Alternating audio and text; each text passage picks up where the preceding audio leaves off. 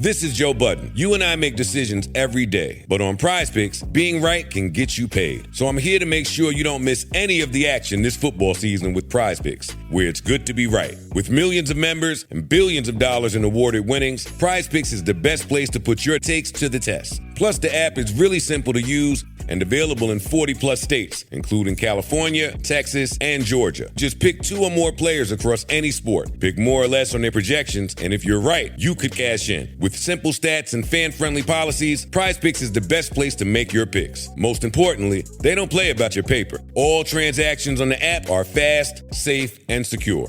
Download the PrizePicks app today and use code SPOTIFY to get $50 in lineups after you play your first $5 lineup. That's code SPOTIFY to get $50 in lineups after you play your first $5 lineup. PrizePicks, it's good to be right. Must be present in certain states. Visit prizepicks.com for restrictions and details.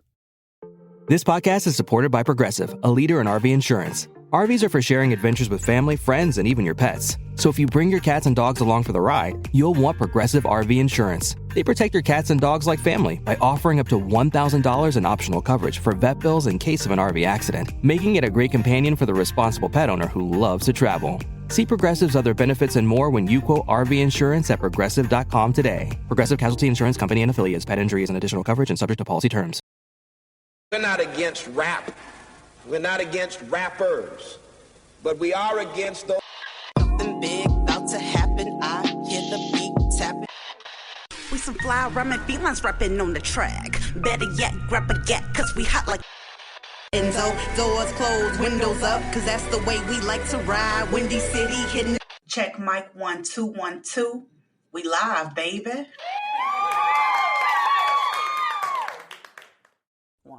Hey y'all, welcome back to part 2 of Speak Your Mind Radio's Hip-Hop News with a Z with Train and I. And yeah, what's up, Train?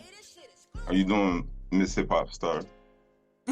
I'm good, man, I'm good. So, are you waiting for me to do an intro to this next segment about Freddie Gibbs and his album? Yes, I am. Okay, so we just talked about the Offset album, and we also got the Freddie Gibbs album for us to talk about. Excuse me for looking down because I wanted to read off of these notes to make sure that this small amount of notes that I did write, I'm saying them correctly.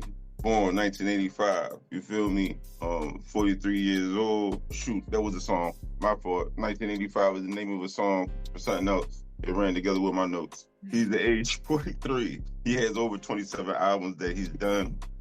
He also has done a couple movies, Down with the King and a True Crime. I've seen Down with the King. That was actually a good movie. He's been over 8 TV shows, which I wasn't aware of, that he's actually been doing that much acting over the last few years. So that was actually kind of fire to learn that out about him. This is his last album that we're going to be talking about, and he just did it with The Alchemist. The Alchemist himself has also been on the tear of doing personal albums with people over the last few years. What do you think about the album? Did you? No, I heard the album. I'm still listening because it's that good. And as a matter of fact, I want to give both Freddie Gibbs and The Alchemist their woods, not flowers, because flowers die over time, but woods, forests, they grow and they continue to grow as long as man don't cut them down. You feel me? The concept, the theme, it was on point, meaning I like the Japanese influenced flutes and sounds throughout the album. I like the smooth transition between each song. First of all, The Alchemist is going to get some type of award or something for being like one of the top heavy hitter producers in hip hop. You know what I'm saying?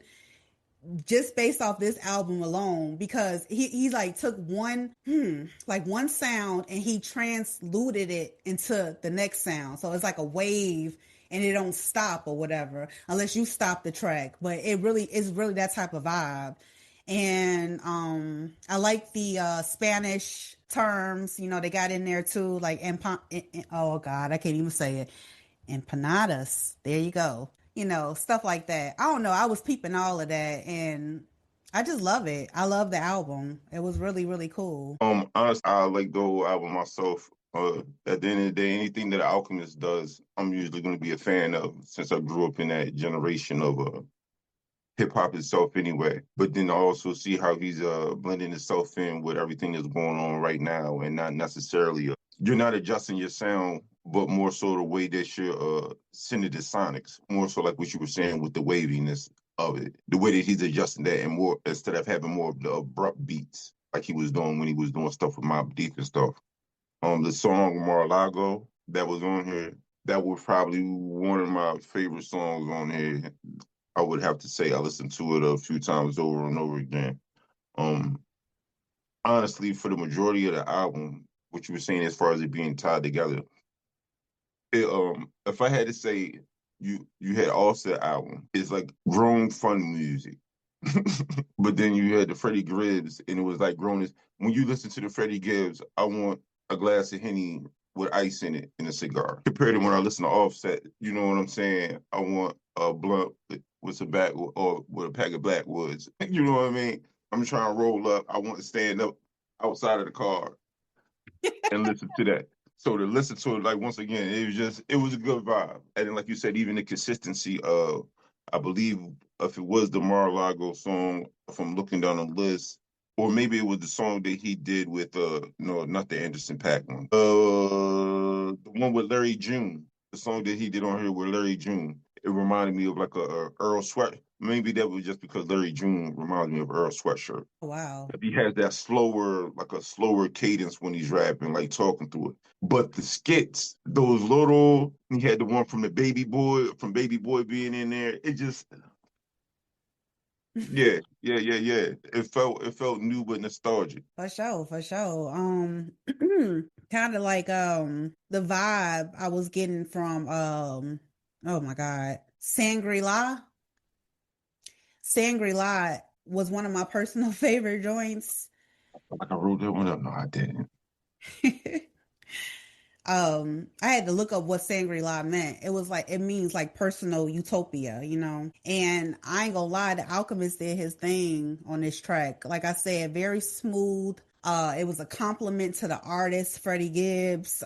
Man, it was tight. And Shangri-La, I like on Alfredo too, when he goes, I like the pimpin' type vibe. I mean, no, I like the pimpin' type vibe in this song, because the bars hit hard, especially like the pre-chorus and the actual hook down to the verse, the second verse. So anyway, he's like, now I wonder if I ever crossed you or lost you, would you ever set me up, wet me up? Yeah, you a sneaky bitch. How many licks, ho? How many tricks, ho? How many dicks, ho?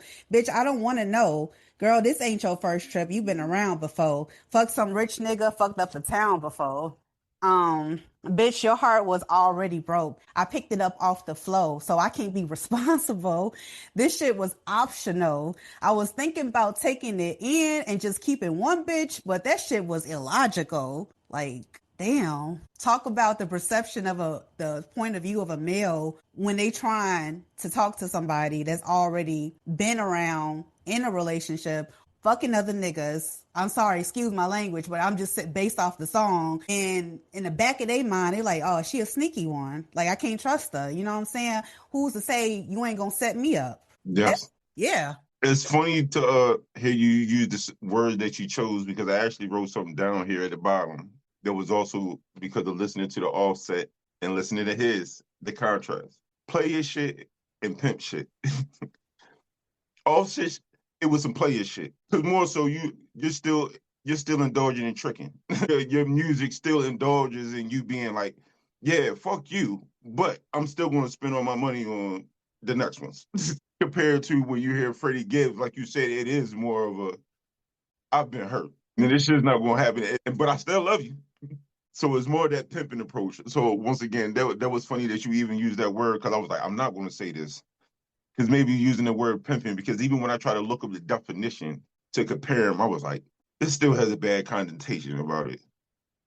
It still has a bad look about it. So, but yes, that is the energy. It is the energy and not necessarily the act of pimping. Exactly. And you know what I'm saying? It's slightly toxic the way he was spitting the verse, but was he lying though? honestly. But that's what makes it pimping, because pimping is doing it while telling the brutal truth. When they're going at the female, look, I'm going to take it. Like, he's not convincing her that she's going to get some of the money. A player is convincing you, oh yeah, we're going to be in this together. And the whole time he's doing pimping shit. Exactly. But once again, five-hour album. Oh, that's how I had the 1985, because the song that I was listening to with the Earl Sweatshirt kind of style to it, the one with Larry June, reminds me of the 1985 song that him and the Alchemist and Freddie Gibbs did about 5 years ago.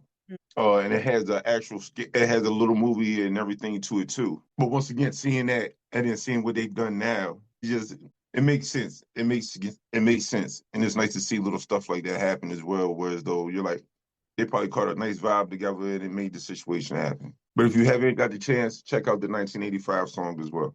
I'm already on it. I'm gonna check that joint out as soon as we get off here. Yeah. Let's see. Oh, I forgot to also mention how much I love the subs. Meaning Freddie Gibbs was throwing shots at a whole bunch of artists, like people he even worked with before in the past and had discrepancies with. You feel me? Such as the track. I thought you were gonna let it go. You thought I was gonna let it go? Yeah. I was like, oh. Go ahead. I'm with you. Okay, good. Empanadas, that joint was crazy. He took shots at Jim Jones and Benny the Butcher, and he was referencing Jim Jones to a reported fight that happened in Miami in 2021. Benny the Butcher, he was alluding to the 2022 altercation in Buffalo, New York, by saying in this line, smacked him in Miami, his voice jumped me, he played it safe, bitches in Buffalo get the same thing. They was throwing plates, limped away on his good foot, but he ain't bust a grape. These niggas fake, still documents, still popping it. Fuck the certified crack babies, come get your mama hit. Shit ain't selling, they gotta resort to drama shit. Fuck these love and hip-hop niggas. I'm like, damn. He just went all the way in. He wasn't letting nothing go. No. I think his best joint has been, even with a lot of the stuff that he's been facing, with Benny the Butcher, the thing with the baby mother and everything else. He been in motion the whole time, so it doesn't look the same. The blows that they were trying to send him doesn't look the same. They don't look the same. Wait, what do you mean they don't look the same? Like the disses that Benny the Butcher and them were sending his way, or the little things that they were doing, even like I said with the baby mother. I think Benny the Butcher had got the baby mother, wrote a verse for her. She went ahead and rapped that or whatever when they did it on the track. But once again, while all this is happening, he's acting in shows. You know what I mean? It don't really hit the same. And then especially when he's having that energy on these songs. Yeah. He's not coming with it with a, oh my God, you like, hey, it'd be like that. For sure. Like I said, the album was incredible. Even the little details, like the skits and stuff that's in it, like that I didn't pick up on, so to speak, but I picked up on a whole bunch of other stuff too. I want to give honorable mention to I think it's called Gold Feet. Yeah, that joint on the album. I don't know, like the way his cadence on it, the way he's spitting, like it make you think like, damn, like he I'm gonna have to go back to that word again, but he's just really pimping on the track again, you know what I'm saying? Like he telling you straight out, like I'm just here and I ain't trying to give no body no ring. I'd rather put gold rims on my Chevy Caprice, you know. I'm like, oh my God. Since you gave your shout out, I'll give my shout out was for the Anderson .Paak joint, the one he did with Anderson .Paak on there. I don't look, if you notice, I'm saying the name of the song and the feature. I'm saying the feature with it because the name of these songs. When y'all look at his playlist, y'all, the name of these songs, I do not want to butcher them, but the name of the Anderson .Paak, when I can't say it, ensalada. Yeah, that's salad in Spanish. Ensalada. Mm-hmm. Ensalada what? Ensalada is Spanish. And what? Salad. Ensalada salad? Yeah, that's what it means. Salad. Ensalada. Anyway, you don't want to have that air in there. Right. That's funny. Okay. Yeah. Period. Let me say, go ahead and move on to, wait, are we done talking about Freddie Gibbs and the Alchemist, Alfredo too? I am if you are, man. I said my 2 favorite joints, and I do a third one in there too. Yeah, I gave my 2 cents. Okay. So y'all out there, thank you for listening. But I want to say before we head out, I actually want to say on this day in hip hop, September 5th, 2025, quote unquote, but the release of a hit single by young MC Bust a Move from his double platinum album, Stone Cold Rhyming in 1989 came out. All right, that was on this day in hip hop, September 5th. Bust a Move won a Grammy for Best Rap Performance in 1990 and became a lasting pop culture hit. You remember that song, Train? They Bust a Move. That's classic. Yeah. That song is so dope to me. But yeah, I don't know. I really enjoyed this conversation.